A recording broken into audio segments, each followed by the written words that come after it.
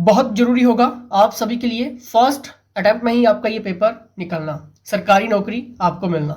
Friends, आप सभी को क्लियर है?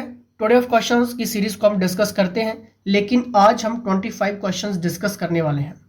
फ्रेंड्स, आप सभी को ये भी क्लियर है कि हमीरपुर बोर्ड यानी कि HPSSC के अंडर ये एग्जाम होगा जिसका पोस्ट कोड है 958।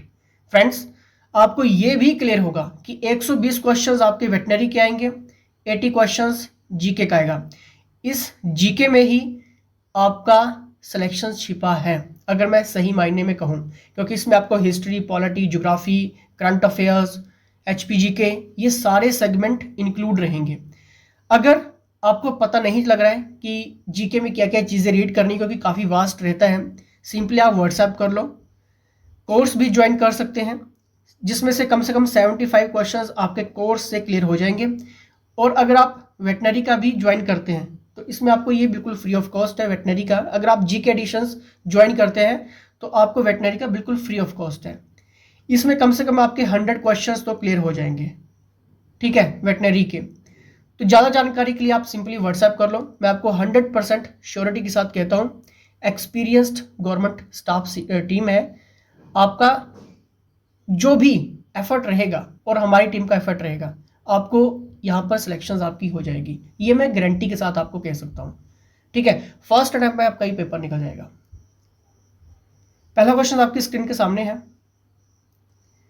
गाय की देसी नस्ल यहाँ पर पूछी है, इसमें से देखना है बॉस टॉर्स, बॉस इंडिकस, बोबलेस बुबलिस या फिर ओविस अराइज बताना है। फ्रेंड्स, अगर मैं इस क्वेश्चन को डिस्कस करूं तो आपको क्लियर है कि इसका सही आंसर होगा ऑप्शन नंबर बी, यानी कि बॉब इंडिकस। फ्रेंड्स, गाय, या अगर मैं गाय का वैज्ञानिक साइंटिफिक नेम कहूं, ठीक है, तो क्या है? बॉब इंडिकस, ठीक है। भारतीय मवेशियों की विभिन्न नस्लों में से ये एक नस्ल है, ठीक है।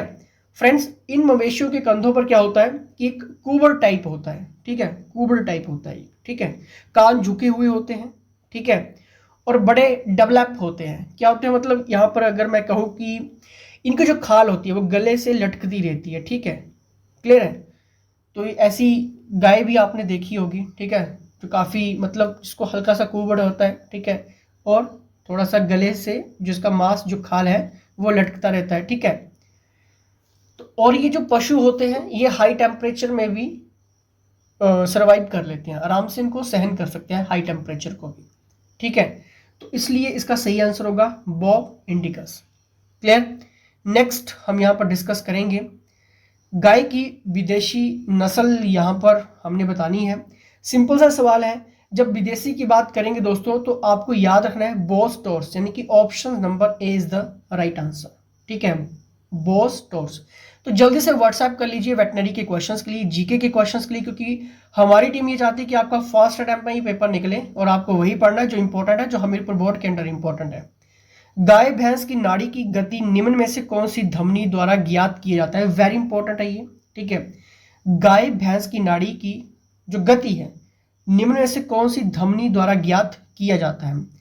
ऑप्शंस आपके सामने हैं, जल्दी से सोचना है, 3 सेकंड सभी के पास रहते हैं। फ्रेंड्स, इसका सही आंसर होगा कॉक्सिजियल धमनी, ठीक है, option number C is the right answer, coccygeal धमनी। आप साथ साथ में टेस्ट भी लगाते रहें, यानी कि खुद को चेकआउट जरूर करें। भेड़ व बकरियों के समूह को क्या कहा जाता है? वेरी इंपॉर्टेंट है, और अभी जितने भी वेटनरी के एग्जाम अदर स्टेट में हुए हैं वहां पे ये क्वेश्चंस पूछे गए हैं, ठीक है। इसका सही आंसर क्या होगा, जल्दी से बताना है। भेड़ और बकरियों के समूह को क्या कहा जाता है बताना है। The right answer is option number B, इनकी फ्लॉक, फ्लॉक कहते हैं, ठीक है। अभी कुछ जो स्टूडेंट्स थे उन्होंने क्या किया था कि हर्ट कर दिया था वहां पे टिक, ठीक है। तो ऐसी गलती आपसे ना हो तो इसलिए कह रहा हूं कि इसका सही आंसर होगा फ्लॉक। लेकिन अगर आपको ज्यादा से ज्यादा क्वेश्चंस पढ़ने हैं जीके के, ठीक है, मतलब आपको सरकारी नौकरी चाहिए, किसी भी तरह से चाहिए, फर्स्ट अटेम्प्ट में चाहिए, सिंपली आप व्हाट्सएप कर लेना, कोर्सेज है ज्वाइन कर सकते हैं। भेड़ों में प्रजनन की क्रिया यानी कि रिप्रोडक्शंस को वैज्ञानिक तौर पर क्या कहा जाता है? वेरी इंपॉर्टेंट है ये, ठीक है। भेड़ों की प्रजनन जो क्रिया है दोस्तों, रिप्रोडक्शन, वैज्ञानिक तौर पर क्या कहा जाता है? इसका सही आंसर होगा ऑप्शन नंबर बी, यानी कि टंपिंग, ठीक है, टंपिंग इसका सही आंसर होगा, ठीक है। याद रख लो इन क्वेश्चंस को। बहुत इंपॉर्टेंट है। क्लियर। नेक्स्ट हम यहाँ पर डिस्कस करेंगे सुअरों में पौड़ नर को क्या कहा जाता है। ठीक है, मैच्योर मेल की यहाँ पर बात हुई है। क्या ये रैम है, बक है, बुल है, बौर है, क्या है ये दोस्तों? इसका सही आंसर होगा ऑप्शन नंबर डी यानी कि बौर। ठीक है, ऑप्शन नंबर डी। जो सुअर है, ठीक है, जो मैच्योर मेल है, ठीक है, तो उसको हम क्या कहेंगे? बोअर। ठीक है, नेक्स्ट हम देखते हैं फ्रेंड्स, आपका एग्जाम निकालना जरूरी है क्योंकि हमीरपुर बोर्ड पहली बार इस एग्जाम को लेने वाला है। ठीक है, तो ज़्यादा टफ नहीं आएगा आपके एग्जाम में, लेकिन आपको पता होना चाहिए कि आपने पढ़ना क्या है। ठीक है, एक बार व्हाट्सएप कर लेना क्योंकि मेन टॉपिक पढ़ लेना, जीके का भी और आपके लिए यहाँ पर वेटनरी का भी। मैं आपको 100% श्योरिटी कह रहा हूँ, एग्जाम निकल जाएगा, लाइफ आपकी बन जाएगी। ठीक है, यहाँ वहाँ जाने की कहीं ज़रूरत नहीं होगी, सरकारी नौकरी आपको मिल जाएगी। एक स्वस्थ गाय का शारीरिक तापमान सेल्सियस में कितना होता है बताना है, ये सभी को क्वेश्चन आना चाहिए। ठीक है फ्रेंड्स, इसका सही आंसर होगा ऑप्शन नंबर बी यानी कि 38.5 डिग्री सेल्सियस। ठीक है, गाय, एक स्वस्थ गाय का यहाँ पर पूछा गया है। ठीक है, शारीरिक तापमान सेल्सियस में कितना होता है? 38.5 डिग्री सेल्सियस। ठीक है, क्लियर। नेक्स्ट हम यहाँ पर देखेंगे पशुओं में दो मध्यकालों के बीच की अवधि कहलाती है। फ्रेंड्स, यहाँ पर मध्यकालों यानी कि आपका एनिमल ब्रीडिंग, ठीक है, प्रजनन, ठीक है, की जो अवधि है वो कहलाती है।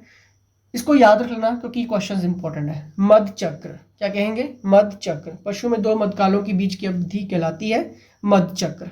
नेक्स्ट हम यहाँ पर देखेंगे मध्य चक्र की अंतिम अवस्था कहलाती है। वेरी इंपॉर्टेंट है और ये क्वेश्चन देखने को भी मिला है वेटनरी के एग्जाम में। ठीक है, मध्य चक्र की अंतिम अवस्था कहलाती है, वेरी इंपॉर्टेंट है। The right answer is option number B यानी कि डाइएट्रस। ठीक है,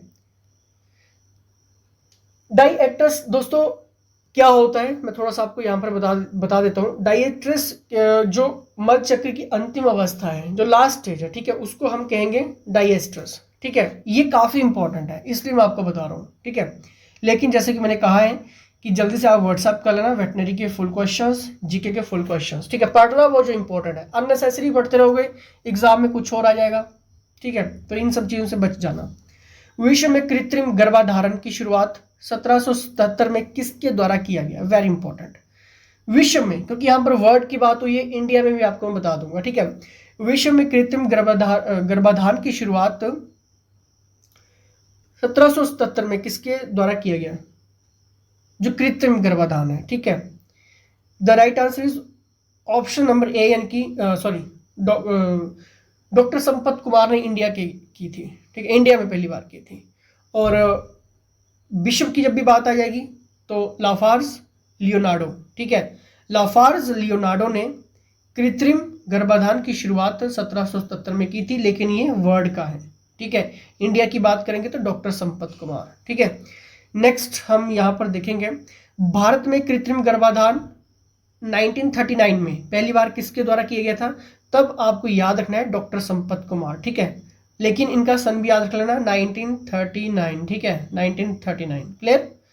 नेक्स्ट हम यहाँ पर देखते हैं गाय के दूध में हल्का पीलापन का कारण है, वेरी इंपॉर्टेंट है, सभी को आना चाहिए दोस्तों। इसका जो सही आंसर होगा, जल्दी से सोचिए, आपका सोचना भी सही होना चाहिए।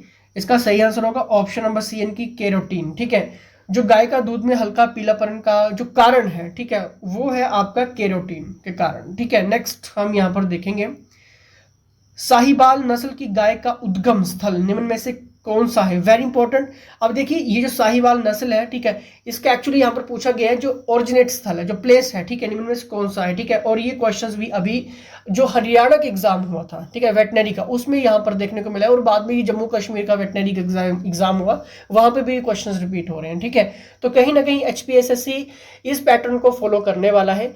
इसलिए कह रहा हूं कि अभी तक अगर आपने कोर्स ज्वाइन नहीं किया है कर लेना, क्योंकि आपका ज्वाइन किया हुआ आपको लाइफ में सरकारी नौकरी दे सकता है। ठीक है, क्योंकि बाद में कंपटीशन हाई हो जाएगा जब वेटनरी फिर हमीरपुर बोर्ड लेगा। ठीक है, इसलिए कह रहा हूं जल्द से जल्द आप ज्वाइन कर सकते हैं। ठीक है, सभी ज्वाइन कर रहे हैं, पीछे मत रहिए। The right answer is option number D यानी कि माउंट गोमरी पार्क, ये याद रख लेना। ठीक है, लेकिन बच्चों ने क्या किया था कि हरियाणा क्लिक किया था। ठीक है, तो ऐसा नहीं करना है, ऑप्शंस अच्छे से याद रखना, क्योंकि यहाँ पर जब भी बात होगी साहिबाल नस्ल की, ठीक है, साहिबाल नस्ल की गाय का उद्गम स्थान कहाँ से है दोस्तों, आपको याद रख लेना, माउंट गोमरी पाकिस्तान। ठीक है, नेक्स्ट हम यहाँ पर देखेंगे थारपारकर नस्ल की गाय का उद्गम स्थल निम्न में से कौन सा है। वेरी वेरी इंपॉर्टेंट है ये, क्योंकि यहाँ पर बात हो रही है थारपारकर नस्ल की गाय का उद्गम स्थान कौन सा है। क्या नागौर है, रोहतक है, सिंधु है, माउंट गोमरी है। ठीक है, बताइए, अब बताइए इसका सही आंसर क्या होगा।